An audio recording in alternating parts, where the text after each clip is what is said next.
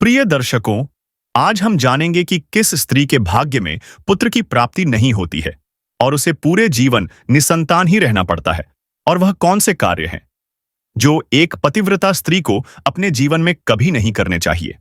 मित्रों, एक समय की बात है जब माता लक्ष्मी भगवान विष्णु से मिलने के लिए जाती हैं और भगवान विष्णु से कहती हैं, हे प्रभु, आज मेरे मन में 3 प्रश्न उत्पन्न हुए हैं।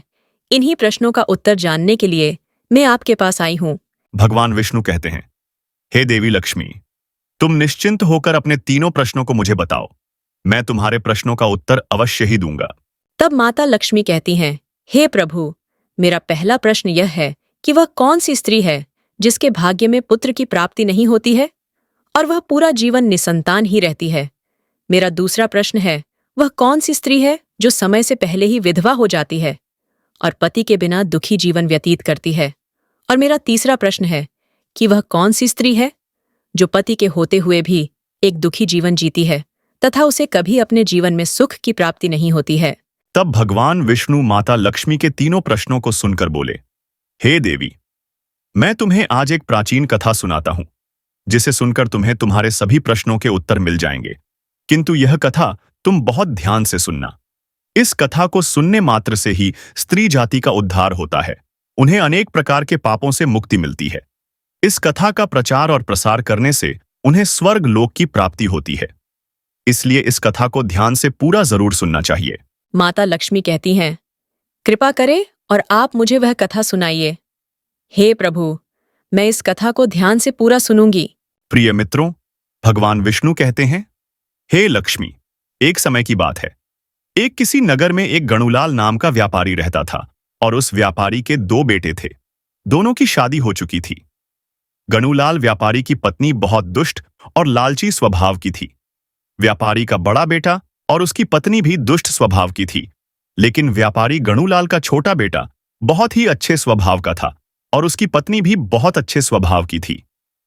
गणुलाल की छोटी बहू राधा अकेले ही घर का सारा काम करती थी। वह अत्यंत रूपवान और गुणवान स्त्री थी। घर का सारा काम करने के बाद भी व्यापारी की पत्नी और बड़े बेटे की पत्नी हमेशा उसका अपमान करती रहती थी। व्यापारी की बड़ी बहू का एक बेटा था और छोटी बहू निसंतान थी। राधा की सास राधा को निसंतान होने के कारण हमेशा ताना देती थी। राधा की सास हमेशा कहती थी, मेरे घर के लिए मुझे चिराग चाहिए। मित्रों, भगवान विष्णु कहते हैं, हे लक्ष्मी, अब मैं उस व्यापारी की छोटी बहू राधा की कहानी अच्छे से समझाता हूं, क्योंकि उसकी छोटी बहू की कहानी से तुम्हें तुम्हारे पहले प्रश्न का उत्तर मिल जाएगा कि वह कौन सी स्त्री है जिसके भाग्य में कभी पुत्र की प्राप्ति नहीं होती है। उस व्यापारी की जो पत्नी विमला के दुष्ट स्वभाव के कारण घर के सभी लोग उससे बहुत ज्यादा परेशान थे और वह अपनी छोटी बहू को पुत्र ना होने के कारण बहुत ही ज्यादा परेशान करती थी। एक दिन जब सुबह जल्दी उठकर राधा घर में झाड़ू लगा रही थी, तब उसकी सास विमला बोलती है, अरे ओ राधा, इतनी देर हो गई, तू अभी तक झाड़ू ही नहीं लगा पाई? क्या पूरा दिन बस झाड़ू ही लगाती रहोगी? बाकी सारे काम क्या तेरे मायके वाले आकर करेंगे? चल जल्दी जल्दी हाथ चला। मैं मंदिर जा रही हूँ और मेरे घर वापस आने तक खाना बन जाना चाहिए। घर आते ही मैं खाना खाऊंगी। फिर राधा बेचारी घर की साफ सफाई करके खाना बनाने में लग गई और खाना बनाते समय वह मन में सोच रही थी, मैं घर का इतना काम करती हूँ, फिर भी मेरी सास मुझे हमेशा भला बुरा बोलती रहती है, हमेशा परेशान करती रहती है, कभी भी प्रेम से बात नहीं करती है, घर का सारा काम मुझसे ही करवाती है। और मेरी जेठानी कितनी भाग्यशाली है, वो अलग रहने के बाद भी मेरी सास उसके साथ कितना अच्छा बर्ताव करती है, उसके पुत्र पुत्री को कितना लाड़ प्यार से संभालती है। काश मुझे भी कोई पुत्र होता। राधा यह सब सोच ही रही थी कि तभी दरवाजा खटखटाने की आवाज आई। तो उसने सोचा, अभी तो खाना तैयार भी नहीं हुआ, लगता है मेरी सासू मां आज बहुत जल्दी ही मंदिर से लौट आई हैं। फिर राधा दरवाजे के पास गई और दरवाजा खोला तो उसने देखा कि दरवाजे के बाहर एक साधु महाराज खड़े थे। फिर वह साधु महाराज राधा से कहते हैं, हे बेटी, मुझे बहुत प्यास लगी है, पानी मिल सकता है? तभी राधा अंदर जाकर पानी से भरा पेला लाती है। साधु महाराज ने जल्दी जल्दी 2 पेला पानी पिया और करुण मुख से राधा की तरफ देखकर बोले, बेटी, मैं बहुत दूर से चलकर आया हूं, आज सुबह से मैंने कुछ भी खाया नहीं है। बेटी, मुझे कुछ भोजन करा दो, मुझे बहुत जोर की भूख लगी है। तो राधा कहती है, महाराज, मैं आपको भोजन तो करा देती, पर मेरी सास बहुत दुष्ट स्वभाव की है। वह मुझे बहुत डांट देगी, और अभी वह मंदिर गई है, वह मंदिर से आती ही होंगी। यदि वह आ गई और उन्होंने मुझे आपको भोजन कराते देख लिया तो मुझे बहुत मारेगी। इसीलिए मैं आपको भोजन नहीं करा सकती। आप मुझे क्षमा करें। तब साधु ने कहा, बेटी, थोड़ा सा अन्न मेरी झोली में डाल दो, मैं यहां से दूर जाकर खाऊंगा। साधु की यह बात सुनकर राधा को दया आ जाती है और अंदर जाकर उनके लिए रोटी सब्जी लाती है। अब राधा रोटी सब्जी साधु महाराज के झोली में डालने ही वाली होती है। तभी अचानक राधा की सास मंदिर से घर आ जाती है और उस साधु को भोजन देते देखकर गुस्से से कहती है, अरे ओ राधा, यह मेरा घर है, कोई प्रसादालय नहीं है जो हर कोई भिखारी यहाँ आकर भोजन करके चला जाएगा। तुमने इस भिखारी को भोजन क्यों दिया? क्या अन्न मुफ्त में आता है जो हर किसी को अपने घर में बुलाकर देती हो? और यह कहकर उस साधु को धक्के मारकर अपने घर से बाहर निकाल देती है। तब राधा डरते हुए माँ जी, साधु बहुत भूखे थे, इसीलिए मैं उन्हें भोजन दे रही थी और मैं अपने हिस्से का भोजन दे रही थी।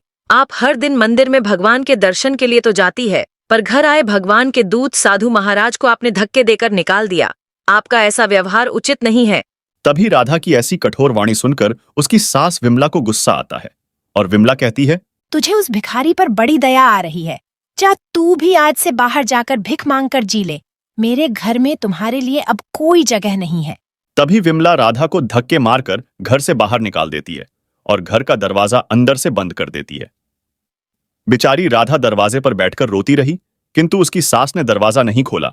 अब तो संध्या हो रही थी, फिर भी किसी ने दरवाजा नहीं खोला। घर में उसकी सास और जेठानी और 2 छोटे बच्चे ही थे, क्योंकि उसका पति, जेठ जी और ससुर बड़े शहर व्यापार के सिलसिले में गए थे। वो 2 दिन तक घर नहीं आने वाले थे। रो रो के राधा का बुरा हाल हो गया था। फिर राधा ने सोचा, अब यहां से अपने मायके ही जाना पड़ेगा। फिर वह अपने मायके जाने लगती है तो बीच रास्ते में एक घना जंगल पड़ता है। चलते चलते राधा को भूख प्यास लग रही थी। तभी अचानक से बारिश होने लगती है। फिर राधा बारिश से बचने के लिए वहीं जंगल में एक पेड़ के नीचे बैठ जाती है। जिस पेड़ के सहारे राधा बैठी थी वो काफी बड़ा पेड़ था। अब तो रात हो रही थी। राधा को जंगल और अंधेरे से डर लगने लगा। राधा जोर जोर से रोने लगी। तभी उसे थोड़ी दूर एक कुटिया दिखाई देती है।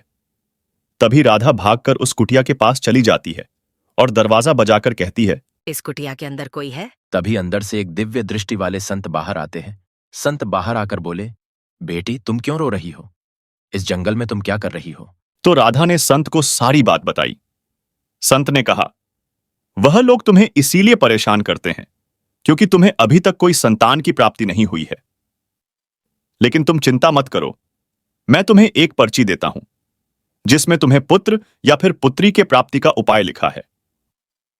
फिर संत ने उसे एक पर्ची दी और कहा, इसमें लिखे उपाय को यदि तुम पूरी निष्ठा से करोगी तो तुम्हें पुत्र की प्राप्ति अवश्य होगी। और फिर इतना कहकर वह संत वहां से बाहर चले गए। अब बारिश भी रुक गई थी। फिर राधा अपने मन में सोचने लगी। यह सोचकर उसने पर्ची को खोला और पढ़ा। मित्रों, साधु ने दी हुई पर्ची में लिखा था, पुत्र प्राप्ति के लिए स्त्री को हमेशा अपने पति के बाएं ओर सोना चाहिए और इससे विपरीत पुत्री की इच्छा रखने वाले स्त्री को पति के दाएं ओर सोना चाहिए। और पर्ची में आगे लिखा था कि मासिक धर्म शुरू होने के प्रथम 4 दिवस में स्त्री और पुरुष के मिलन से पुरुष रोग को प्राप्त होता है। इसीलिए मासिक धर्म के प्रथम 4 दिन पति पत्नी को मिलन नहीं करना चाहिए तथा मासिक धर्म के 5वें दिन मिलन से कन्या की प्राप्ति होती है और 6ठे दिन मिलन से पुत्र की प्राप्ति होती है और 7वें दिन मिलन से बंध्या पुत्री होती है तथा मासिक धर्म की 10वीं रात्रि में मिलन करने से अति श्रेष्ठ पुत्र की प्राप्ति होती है। उस पर्ची में लिखी सारी बातें पढ़कर राधा अपने मन में सोचने लगी, अब मैं इसी जंगल में रहूंगी। फिर वह जंगल में ही कुटिया बनाकर रहने लगी। फिर एक दिन उसका पति उसे ढूंढते हुए उसी जंगल में राधा के पास पहुंचा। राधा को सही सलामत देखकर वो खुशी से झूम उठा। उससे कहने लगा, राधा, मैंने तुम्हें कितना ढूंढा, घर छोड़कर तुम क्यों आई? खैर छोड़ो, चलो तुम जल्दी घर चलो। तब राधा ने उसे पर्ची वाली सारी बात बताई और कहा, अब मैं यहीं रहूंगी जब तक कि मुझे पुत्र की प्राप्ति नहीं हो जाती। यह सुनकर उसका पति भी उसी के साथ जंगल में रहने लगता है। फिर राधा ने अपने मासिक धर्म के बाद 10वीं रात्रि में अपने पति के साथ मिलन किया और वह गर्भवती हो गई। फिर दूसरे दिन सुबह स्नान करके राधा पूजा पाठ करने के लिए बैठी हुई थी। तभी उसका पति लकड़ी काटने के लिए जंगल के अंदर चला गया। फिर थोड़ी देर बाद भयंकर तूफान आया, जिससे उसकी झोपड़ी उड़ गई और भारी बारिश होने लगी।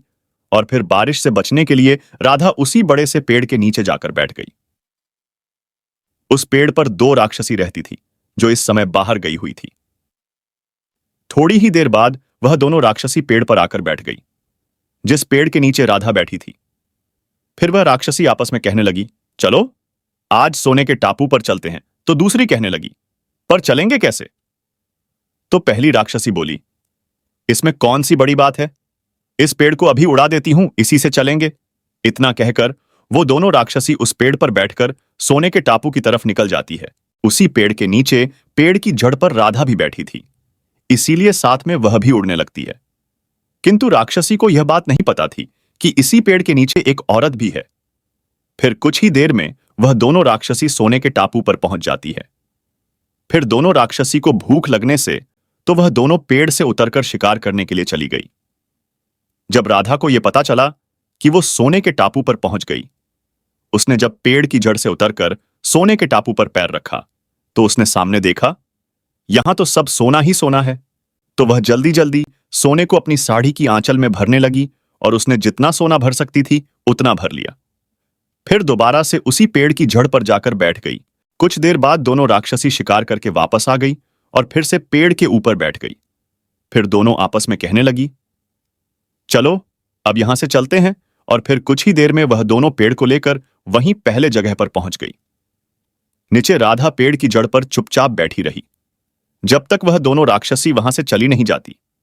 फिर भगवान विष्णु कहानी को आगे बताते हुए माता लक्ष्मी से कहते हैं, देवी अब कहानी को ध्यान से सुनना, क्योंकि यहीं से आपको पता चलेगा कि किस स्त्री के भाग्य में पुत्र की प्राप्ति नहीं होती है। भगवान कुछ देर बाद वह दोनों राक्षसी वहां से चली जाती है। तब राधा उस सोने को लेकर पेड़ की जड़ से नीचे आ गई और सोचने लगी, यह सारा सोना लेकर मैं अपने घर जाऊंगी और मेरी सास इतना सोना देखकर खुश हो जाएंगी, इससे वो मुझे परेशान करना बंद कर देंगी। राधा यह सोच ही रही थी, तभी उसका पति भी जंगल से लकड़ी काट कर आ गया और राधा के हाथ में सोना देखकर कहने लगा, तुम इतना सारा सोना कहां से लाई हो? तो राधा ने उसे राक्षसी पेड़ वाली सारी बात बताई और राधा कहने लगी, चलो अब हम वापस घर चलते हैं। तो उसका पति बोला, ठीक है। और फिर दोनों पति पत्नी घर जाते हैं और घर जाते ही राधा ने अपनी सास को सारा सोना दे दिया। फिर इतना सारा सोना देखकर उसकी सास बहुत खुश हुई और उससे पूछने लगी, तुम इतना सारा सोना कहाँ से लाई हो? तो राधा ने अपनी सास को 2 राक्षसी वाली सारी बात बताई। फिर उसकी सास ने सारा सोना ले लिया और उसके बाद राधा से कहने लगी, इतने सोने से क्या होगा?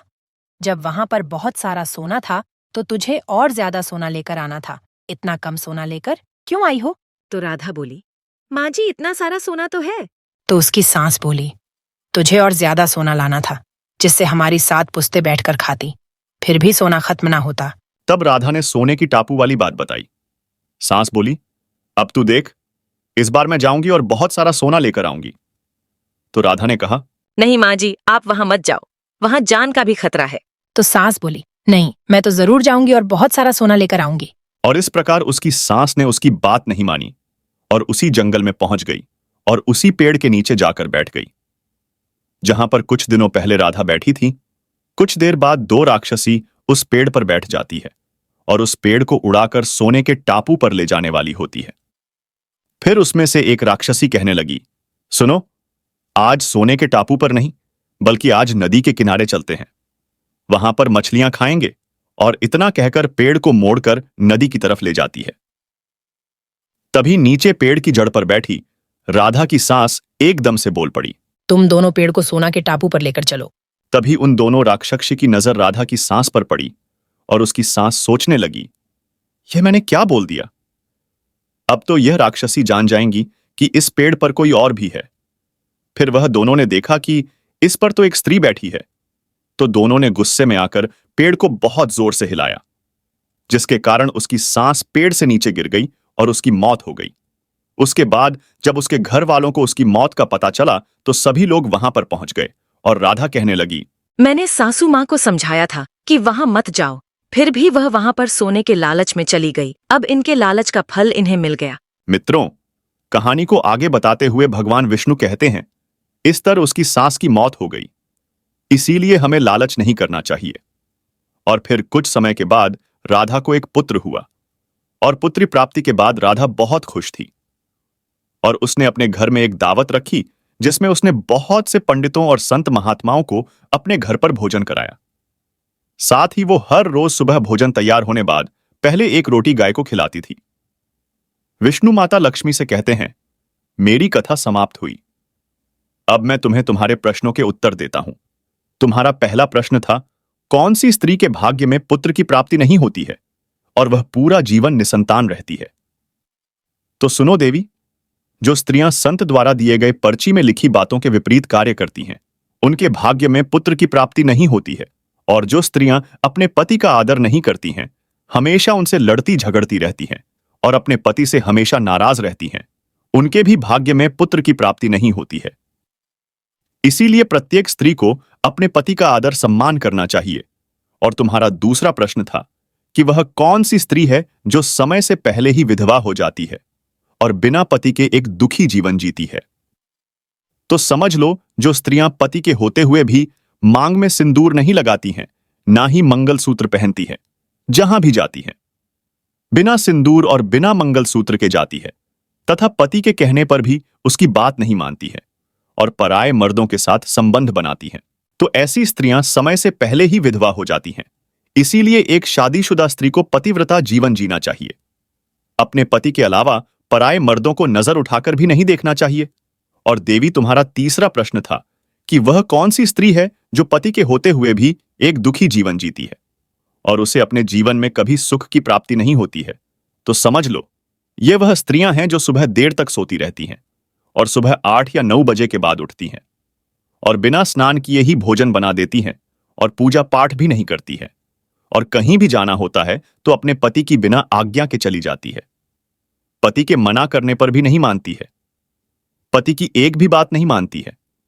तो ऐसी स्त्रियों के जीवन में कभी सुख की प्राप्ति नहीं होती है और वो हमेशा दुखी जीवन जीती है। इसीलिए एक पतिव्रता स्त्री को हमेशा चरित्रवान रहना चाहिए और प्रातः काल में उठकर स्नान आदि करके पूजा पाठ करके फिर भोजन तैयार करना चाहिए, जिससे कि घर में सुख शांति आती है। और माता लक्ष्मी की पूजा भी करनी चाहिए, जिससे कि माता लक्ष्मी प्रसन्न होती है। मित्रों, आपको यह कथा कैसी लगी हमें कमेंट्स करके जरूर बताना। तो बोलो, जय लक्ष्मी नारायण।